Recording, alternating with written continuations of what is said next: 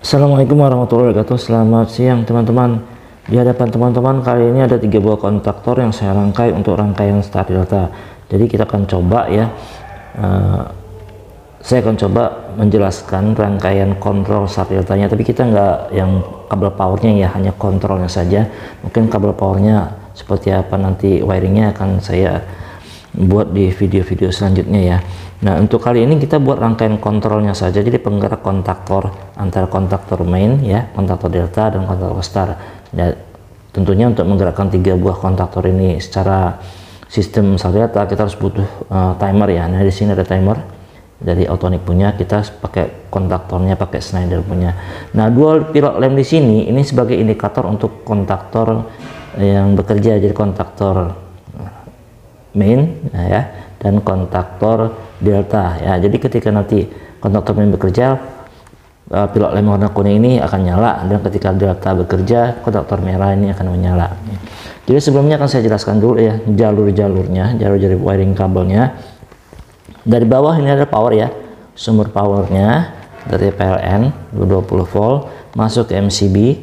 Outputnya ini saya bagi dua ya, satu ke kontrol, yang satunya ini untuk sebagai kabel untuk beban ya, bebannya berupa pilot lamp ini. Jadi masuk ke line 1 ya, L1 kontaktor main, dan saya jumper ke kontaktor delta di L1 kontaktor delta. Jadi nanti untuk kontaktor 3 pas, kalau pakai kabel 3 pas, wiringan kabel 3 pas, ini semuanya di jumper ya. Jadi L1 2 jumper sini, yang sama juga L2 di jumper, L3 di jumper. Jadi pada dasarnya sumbernya itu adalah sama, R dibagi 2 sini, S dibagi 2 ke sini, dan T bagi 2 sini. Nah, untuk kali ini saya hanya pakai satu dulu saja. Ini hanya untuk sebagai indikator bahwa kontaktor main ini bekerja dan kontaktor delta ini bekerja. Jadi pakai pilot lamp ini. Oke ya. Nah, keluaran outputnya kan selain ke sini, ini ke kontrol ya, sama kayak kemarin itu masuk ke push button NC dulu ya, push button stop, lalu outputnya itu kita jumper 2 ya, satu masuk ke push button NO atau pembatas pusat, satunya ini ke NO 14 kontaktor main. Ini pengunci, sistem penguncinya kayak kemarin ya, kemarin. Nah, output dari push button NO ini saya bagi 2 lagi ya.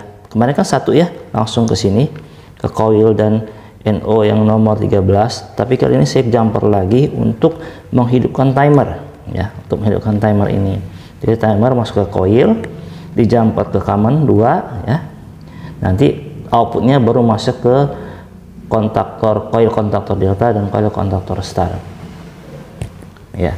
Jadi seperti ini rangkaiannya, dan ini 0 ya, A2 kontaktor ini A2 kita jumper saja nolnya ya. Di sini juga timernya nolnya kita jumper saja ya. Jadi akan saya langsung peragakan. Jadi maksud saya membuat ini, saya akan coba merubah sistem yang biasa kita pakai ya, biasanya orang-orang pakai supaya lebih safety ya. Maksudnya seperti apa? Sekarang kita praktekkan saja ya, biar teman-teman mengerti. Saya buka dulu biar kelihatan ya kerja kontaktornya. Sekarang kita naikkan power. Oke, kita tekan tombol start. Kontaktor main bekerja, setelah 3 detik delta bekerja ya kan. Nah, rangkaian ini bekerja ya, normal bekerja, tapi rawan ya, nggak safety ya. Jadi nggak safety-nya tuh seperti ini. Kita matikan dulu ya.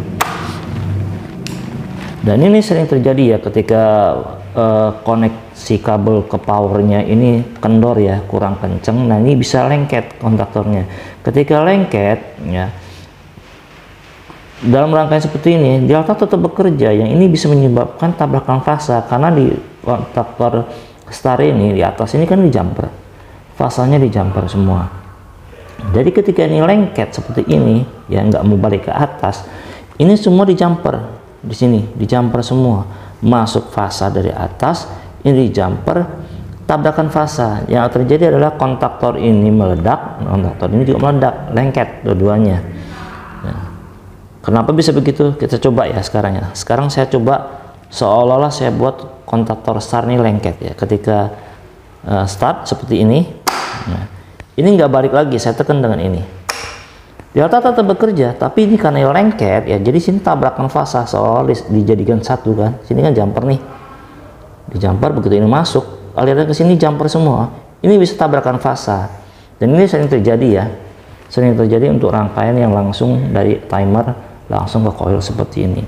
Nah, saya punya trik untuk menghindari hal tersebut ya. Jadi kita akan robah sedikit ini rangkaiannya, simple saja, tapi teman-teman lihat ya. Efektivitasnya bagaimana? Saya matikan dulu ini. Nah, itu yang blue powernya. Jadi kita robahnya di sini ya. Yang dari timer kita nggak langsung masukin ke coil, tapi kita masukin ke auxiliary contact NC dulu ya. Jadi dari NC-nya kita ambil yang NC-nya dulu ini. NC-nya timer itu masuk ke NC kontaktor delta seperti ini. Ini kan yang pertama kali bekerja ya, setelah 3 detik baru pindah ke NO. Masuk, outputnya dari bawah, outputnya baru kita masukkan ke kontaktor, ke coil kontaktor star ya, seperti ini.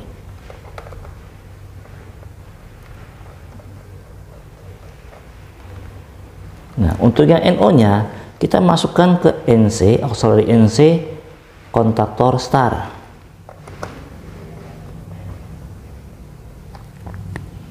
Outputnya baru kita masukkan ke coil dari kontaktor delta.